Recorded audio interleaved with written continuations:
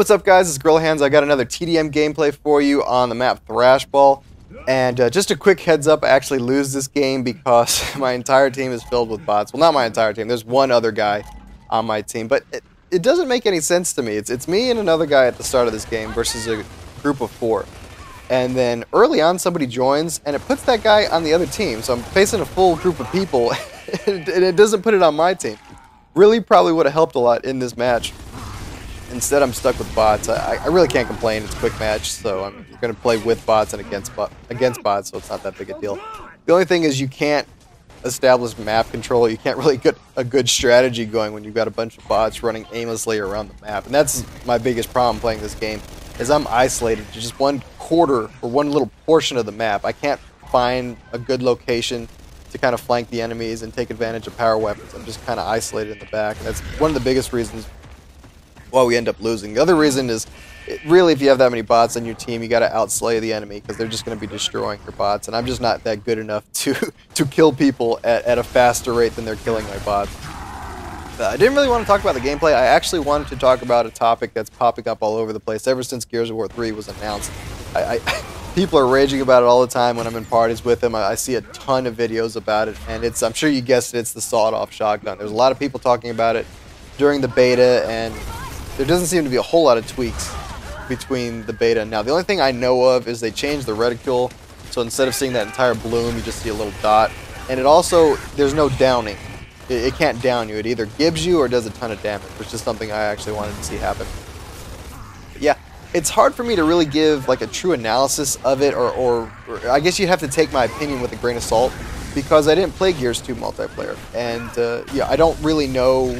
I'm hearing a lot from a lot of different people that the sawed-off and the retro really changed the game. I didn't hear this guy rush up on me, but the sawed-off and the retro really changed like the overall fundamentals to the game. Like, the way people play Gears 2 is much different versus Gears 3.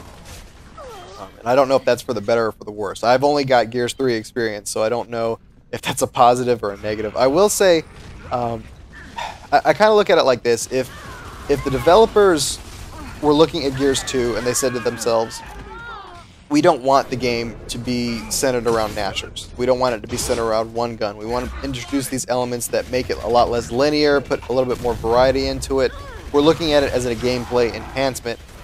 I'm okay with that design philosophy. I'm okay with them incorporating something like that in. If they're looking to try to make the overall gameplay experience better, you know, add variety. I like stuff like that. I like that overall innovation in the industry. But there's another way that I hear why it was implemented, and I'm not really crazy about this. I don't know if it's official, or if it's officially true, or if it's just a rumor. But one of the things I've heard is they brought in the sawed-off shotgun so that it would be easier for newer players to get adjusted to the game. I guess people figure there's going to be a lot of new players coming in to play Gears of War 3, and they're worried that they were going to get destroyed by the veteran players that know how to use the Nasher shotgun. I didn't hear that. I have a headset. I did not hear that guy at all. I guess I was way too focused on the other person. But see, if that's the case, if they're bringing in a weapon that's supposed to help people that are new to the game, I'm not crazy with that design philosophy at all whatsoever. I mean, that's not even specific to Gears of War. Games like Call of Duty, when they introduced death streaks, what other? I'm sure if I sat down and thought about it, there's plenty of other games that have these elements that help newer players get used to the game. I don't like that mentality, because in older games, if you wanted to get good at it, you stuck with it, you got destroyed by the better players, and you learned, and eventually you were able to compete. I don't like the notion of having something that makes it easy for you straight from the beginning. And if they wanted to do it, if that was the design philosophy, I'm okay with it being in the game, but at some point you got to get it out. You got to get rid of it. I mean, if, you know, like maybe once you hit level 50 or 60, you're really not a new player anymore. Or maybe you hit 100, I don't know. When you hit a certain level, then take it out. If the whole point of bringing it in was to help new players get adjusted to it, by that point in time, you should be fairly adjusted to the game. You should know a little bit about what's going on. I don't see any real reason to keep it in there. I don't hate the sawed-off, it's just I don't like that design philosophy. Honestly, it's probably a little bit of both. They wanted to change up the overall tempo and the game and how Gears played, and they also just didn't want new people to get destroyed.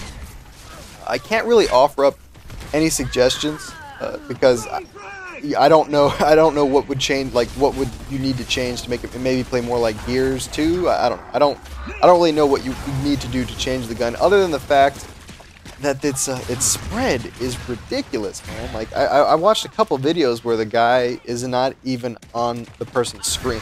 Like, it's like 180-degree spread almost. That's a little much for me. I mean, if you want to make it like a melee distance and have a large spread, fine, but at least have the guy be on your screen. Like, the dude's like almost behind him and he's getting destroyed by this thing.